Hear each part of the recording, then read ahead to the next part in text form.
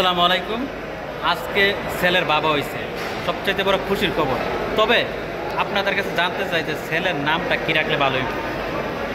ভিডিওর নিচে একটা কমেন্টস করবেন যে এই নামটা রাখলে সবচাইতে ভালো হইব, যাতে মুসলিম নাম হয়।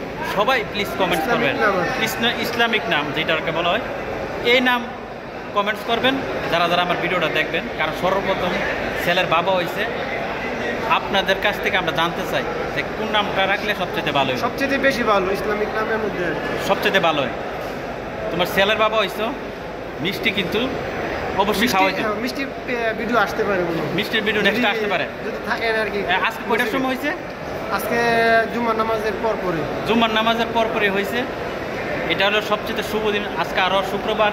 ছেলে এবং ছেলের মা দুজনই সুস্থ আছে, আলহামদুলিল্লাহ। দুজনই সুস্থ আছে, দোয়া করবে।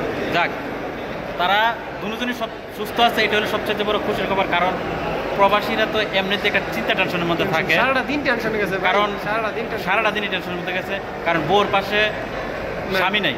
কারণ এই মুহূর্তটা কিন্তু একটা নারীর জন্য সবচেয়ে কাছে প্রয়োজন হচ্ছে তার স্বামী, কিন্তু স্বামীটা পাশে নাই। সবচেয়ে বড় খুশির খবর হইলো যে মা, ছেলে এবং মা দুজন সুস্থ আছে।